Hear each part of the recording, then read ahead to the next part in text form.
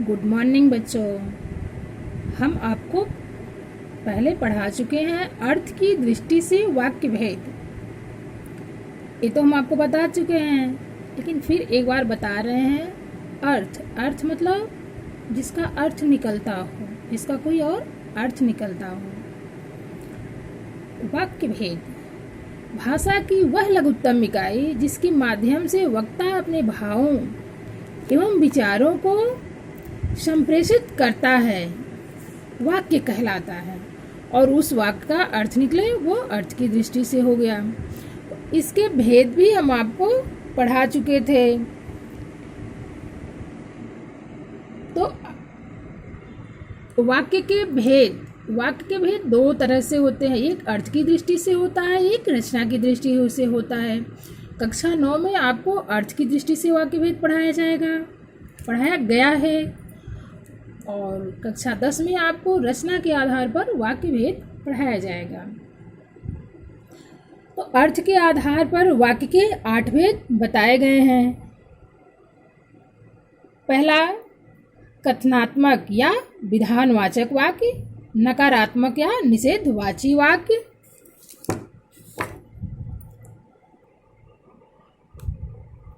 आज्ञार्थक या विधिवाचक वाक्य, प्रश्नवाचक वाक्य, इच्छावाचक वाक्य, संदेहवाचक वाक्य, विस्मयादिबोधक या मनोवेगात्मक वाक्य, संकेतवाचक वाक्य। और इसकी विस्तृत जानकारी भी आप लोगों को दे दी गई है। लेकिन आप लोग ये बता रहे हैं कि आपको प्रश्न अभ्यास नहीं समझ में आ रहा है। अगर ये सारा आप एक बार पढ़ लेंगे तो प्रश्न अभ्यास कुछ भी मुश्किल नहीं है जो आपको नहीं समझ में आएगा। लेकिन आइए हम आपको प्रश्न अभ्यास भी आज कराते हैं। तो एक ध्यान देने वाली बात है, इसको देखिए। सार्थक शब्दों का व्यवस्थित समूह जो आशय प्रकट कर सकने में समर्थ हो, वाक्य कहलाता है। वाक्य रचना के 2 अनिवार्य तत्व पदक्रम और अन्वित है। तीसरा, उद्देश्य मतलब कर्ता तथा उसका विस्तार एवं विधेय उद्देश्य के विषय में जो कुछ कहा जाए, मुख्यतः क्रिया वाक्य के अंग हैं। हम आपको उद्देश्य और विधेय दोनों पढ़ा चुके हैं। अर्थ के आधार पर 8 भेद: विधानवाचक, निषेधवाचक, आज्ञार्थक, प्रश्नवाचक, इच्छावाचक, संदेहवाचक, विस्मयादिबोधक तथा संकेतवाचक। ये 8 भेद आप पढ़ चुके हैं। 8 भेदों में परस्पर रूपांतरण किया जा सकता है। अब आप अभ्यास देखिए। तो वाक्य किसे कहते हैं ये आपको पता चल गया। अब अर्थ के आधार पर निम्नलिखित वाक्यों के भेद बताइए। तो ये जितने भी वाक्य दिए गए हैं इनके भेद बताना है। जैसे, यदि आप आते तो मैं घर पर ही मिलता। ये संकेत दिया जा रहा है कि यदि आप आते तो मैं घर पर ही मिलता। वाह, कैसी घटा छा गई है। ये विस्मयादिबोधक है। ईश्वर आपका भला करे। ये इच्छावाचक वाक्य होगा। क्या समय हुआ? प्रश्नवाचक वाक्य हुआ। इतने दिनों से वर्षा नहीं हुई। ये निषेधवाचक वाक्य हो गया।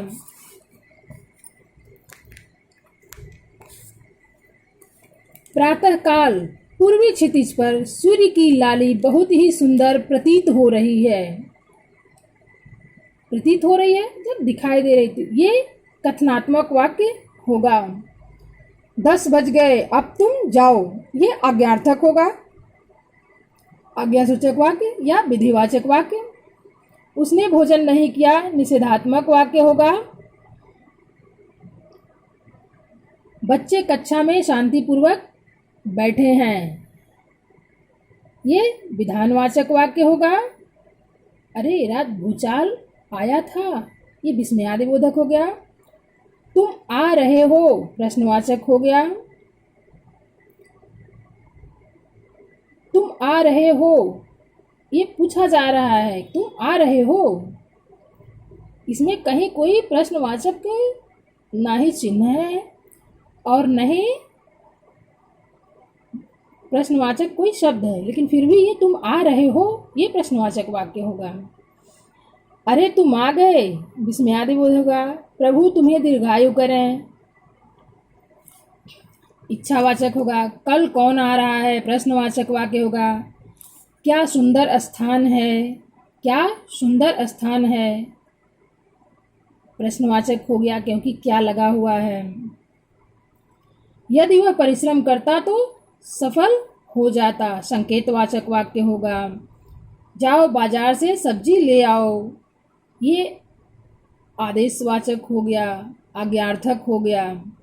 आदेश दिया जा रहा है इसलिए आज्ञार्थक हो गया। यदि वह मुझसे मिलता तो उसका काम अवश्य हो जाता, ये संकेतवाचक होगा।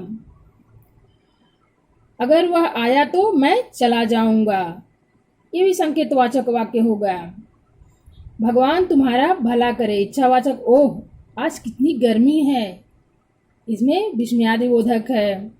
अच्छी वर्षा से अच्छी फसल होती है, ये साधारण वाक्य है, जब विधिवाचक वाक्य है।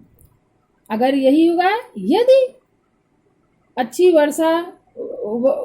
वर्षा से फसल अच्छी फसल होती है, अगर यही होता अच्छी वर्षा से फसल भी अच्छी होती है, तो यही संकेतवाचक वाक्य हो जाता। सुनो वह पुस्तक मुझे दो, आज्ञार्थक या विधिवाचक। कौन आ रहा है, प्रश्नवाचक वाक्य। ये ख आप लोगों को नहीं समझ में आ रहा होगा क्योंकि इसमें कुछ दिया नहीं है क्या करना है, लेकिन इसमें भी वाक्य के भेद ही बताने हैं। कितना सुहावना दृश्य है, विस्मयादिबोधक। कितना सुहावना दृश्य है, विस्मयादिबोधक होगा। गांव की हवा ही कुछ और है, ये भी विस्मयादिबोधक होगा। अब बैठकर पढ़ो, आज्ञार्थक होगा। यहाँ से चले जाओ, ये भी आज्ञार्थक है। कितना सुंदर फूल है, विस्मयादिबोधक है। यदि वह काम करता तो भूखा नहीं मरता, संकेतवाचक है। यदि वह जल्दी करता तो गाड़ी पकड़ लेता, ये भी जो है संकेतवाचक है। वहाँ जाकर बैठो, विधिवाचक है। ओह कैसा अद्भुत दृश्य था, ये विस्मयादिबोधक है। वाह तुमने खूब लिखा, ये भी विस्मयादिबोधक है। आपकी यात्रा शुभ हो, इच्छावाचक। ईश्वर करे आपका कार्य पूर्ण हो, इच्छावाचक। जैसे भी हो तुरंत अमृतसर पहुँचो, आज्ञार्थक या विधिवाचक। काश उस घड़ी मैं भी वहाँ होता, विस्मयादिबोधक होगा।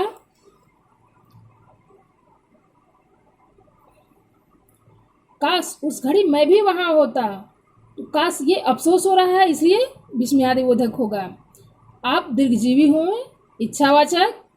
संभव है बादल फट जाएं, ये भी जो है ये संदेहवाचक होगा। ओह कैसे बादल घिर कर आए हैं, ये भी जो है आपका जो है वो विस्मयादिबोधक होगा। कितना मनमोहक वातावरण है, ये भी विस्मयादिबोधक होगा। आप विदेश कब जा रहे हैं, प्रश्नवाचक वाक्य होगा। आपको जीवन में सदा सफलता मिले, इच्छावाचक होगा। आप कार्यालय से बाहर चले जाइए, विधिवाचक होगा। शायद वह परीक्षा में उत्तीर्ण हो, ये जो है संदेहवाचक होगा।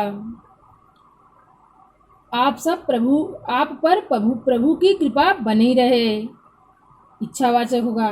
कितना रमणीय दृश्य है, ये भी जो है विस्मयादिबोधक है। ओह कितना भयानक दृश्य है, ये भी जो है विस्मयादिबोधक है। समाचार मिलते ही चले आओ, विधिवाचक या आज्ञार्थक। भगवान तुम्हें सद्बुद्धि दे, इच्छावाचक। यदि समय पर पानी दोगे तो पौधे अच्छे पनपेंगे, ये संकेतवाचक है। अब ये वाक्य है, इन वाक्यों को आपको नकारात्मक वाक्य में बदलना है, निषेधात्मक वाक्य में बदलना है। जैसे कन्या ने अपना पाठ स्मरण कर लिया है, तो आप लिख सकते हैं क्या कन्या ने अपना पाठ स्मरण किया? नहीं, कन्या ने अपना पाठ याद नहीं किया या स्मरण नहीं किया, निषेधात्मक में बदलना है। प्रेमचंद समाजवादी कहानियाँ लिखते थे, प्रेमचंद समाजवादी कहानियाँ नहीं लिखते थे। इसी तरह से आपको नकारात्मक वाक्य बनाना है। इसमें 16 उदाहरण दिए हुए हैं। विधानवाचक वाक्यों में बदलिए।